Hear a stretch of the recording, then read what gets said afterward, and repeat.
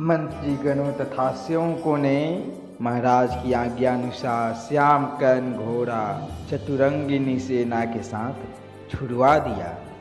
महाराज दशरथ ने देश देशांतर के मनस्वी, तपस्वी, विद्वान, ऋषि, मुनियों तथा वेदविज्ञ प्रकांड पंडितों को यज्ञ संपन्न करवाने के लिए बुलावा भेज दिया।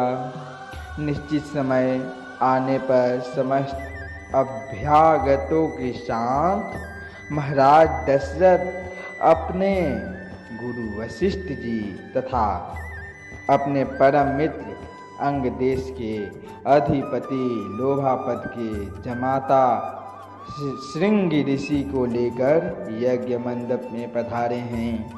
इस प्रकार महान यज्ञ की विधिवत शुभारंभ किया गया।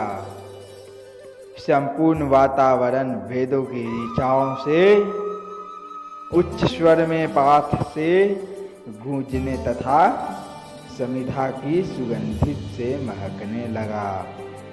समस्त पंडितों, ब्राह्मणों, ऋषियों आदि को यथोचित धन धान्य गौ आदि भेंट करके सादर विदा करने के साथ यज्ञ की समाप्ति हुई है। राजा दशरथ ने यज्ञ के प्रसाद चरा यानी कहें तो खीर को चरा कहते हैं, को अपने महल में ले जाकर अपने तीनों रानियों में वितरित कर दिया, बांट दिया। प्रसाद ग्रहण करने के परिणाम स्वरूप परमपिता परमात्मा की कृपा से तीनों रानियों ने गर्भ धारण किया।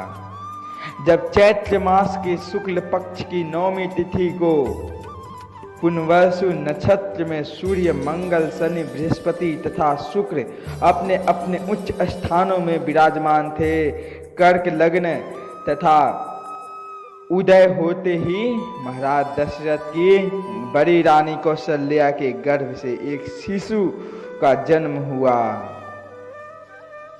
जो कि श्याम वर्ण, अत्यंत तेजोमय, परम कीर्तिवान तथा अद्भुत सौंदर्यशाली था। उस शिशु को देखने वाले ठगे से रह जाते थे। इसके पश्चात शुभ नक्षत्रों और शुभ घड़ियों में महारानी के कई के एक तथा तीसरी रानी माता सुमित्रा के 2 तेजस्वी पुत्रों का जन्म हुआ। संपूर्ण राज्य में आनंद मनाया जाने लगा। महाराज के 4 पुत्रों के जन्म के उल्लास में गंधर्व गान करने लगे और अप्सराएं नृत्य करने लगी। देवता अपने अपने विमान में बैठकर पुष्प वर्षा करने लगे। महाराज ने उन्मुक्त हस्त से राजद्वार पर आए हुए भात, चारण तथा आशीर्वाद देने वाले ब्राह्मणों और याचकों को दान दक्षिणा दी। पुरस्कार में प्रजाजनों को धन्य धान्य तथा दरबारियों को रत्न आभूषण तथा उपाधियों प्रदान किया गया।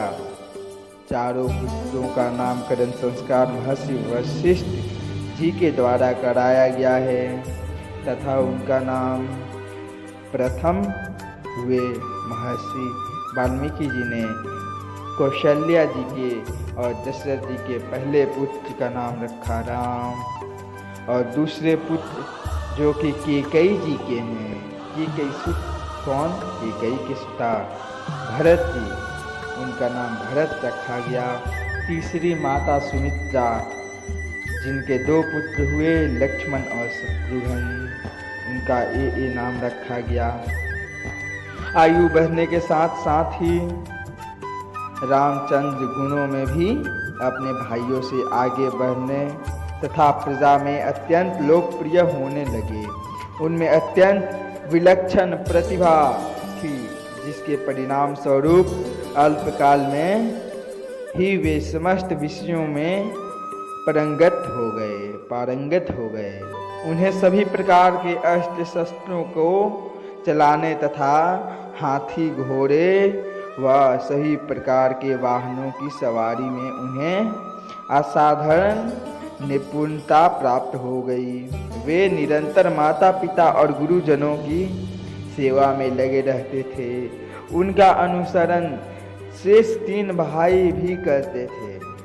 गुरुजनों के प्रति जितना श्रद्धा भक्ति इन चारों भाइयों में थी, उतना ही उनमें परस्पर प्रेम और सौहार्द भी था।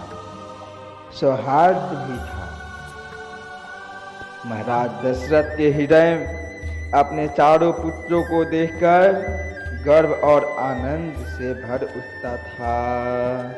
और क्या हुआ?